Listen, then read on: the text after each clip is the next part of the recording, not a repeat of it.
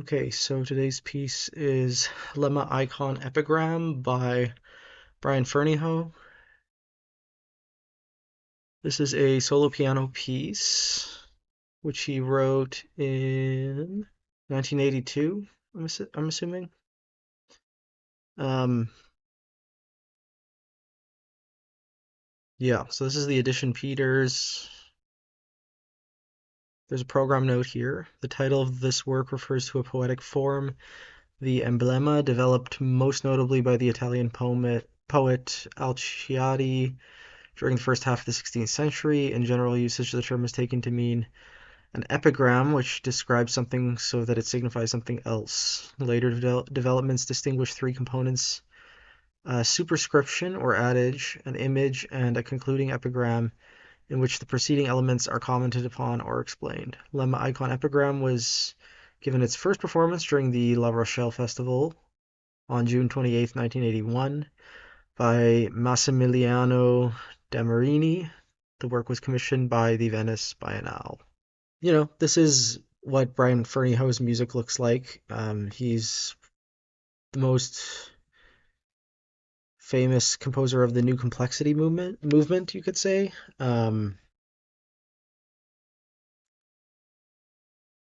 So yeah, you can see it's like uh, very complex music on the page and very striking to look at, and there's all kinds of detail to parse out here as a performer. Okay, so this Italian pianist does not have a Wikipedia page, but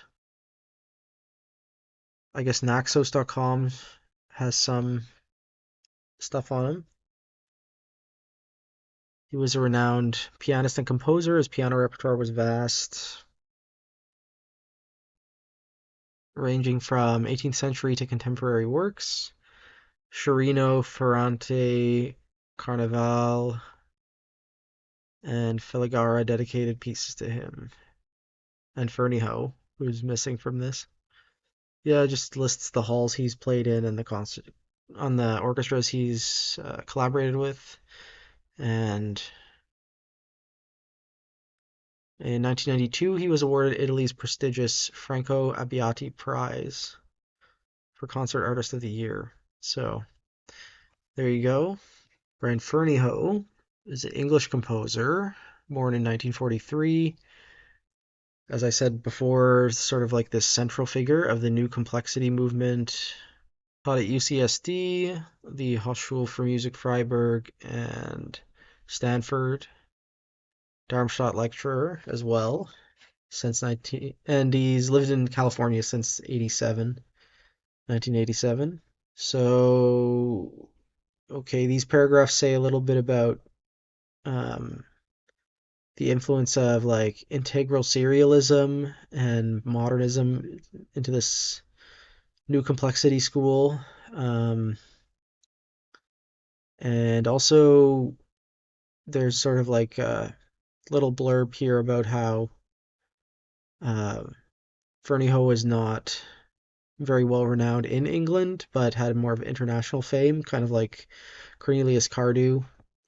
I don't know if this quote is worth reading, but this is an interesting idea. Ferneyhough has been interested in challenging listeners' ways of absorbing musical information flow, prompting new kinds of temporal awareness by being presented with musical materials that contain their own sufficient complexity.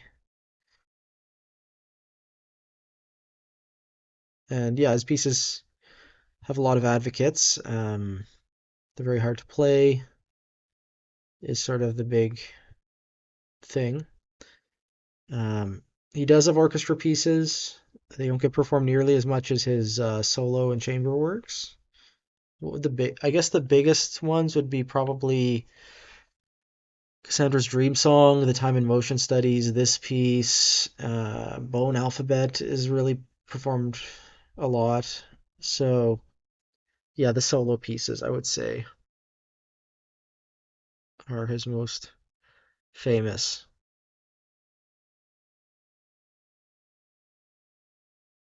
Okay, so link to the recording is in the video description for this one. I'll find a score video so you can appreciate how the score looks, and I'll see you in 11 minutes or so with my thoughts. I haven't listened to Ferneyhough in years. I can't say I'm a huge New Complexity fan, but it is a little bit exciting to be getting into it like almost 300 episodes into the channel. Um, we've certainly looked at some difficult music on the channel before, but I think this is the first New Complexity piece, so that's kind of fun. Um, yeah, okay. So this really sounds very unique. Doesn't sound like anything we've listened to so far in the series, and yeah, obviously it's very striking visually on the page. It was kind of like fun to follow along, and not as hard to follow along as I thought it would be. Um, because it's sort of like eighth equals 50. Um, obviously, sort of the big thing distinguishing this from total serial pieces is just the rhythmic complexity. Like, I think Ferneyhough is famous for these like nested tuplets, like here, for example,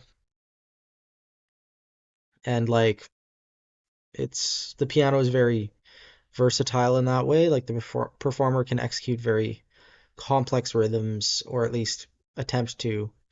Um, and yeah, they also like lots of grace notes and stuff to further complicate things. I think it's sort of like a matter of like adding layers and layers of complexity to it. Like all the layers are kind of independent of one another to an extent. So it's not like the composer would just spit this out all at once. It's more like a slow process of working it, and then the performer has to like deconstruct it just to understand how to interpret it. So that's the really challenging part. Um, I think this interpretation was pretty good. I really like this moment with the six Fs, and I was surprised by the use of silence toward the end and at other points in the piece. It was very dramatic. Kind of reminded me of some Michael Finney. Um, so yeah, I think that was pretty good introduction to what Ferneyhough is all about.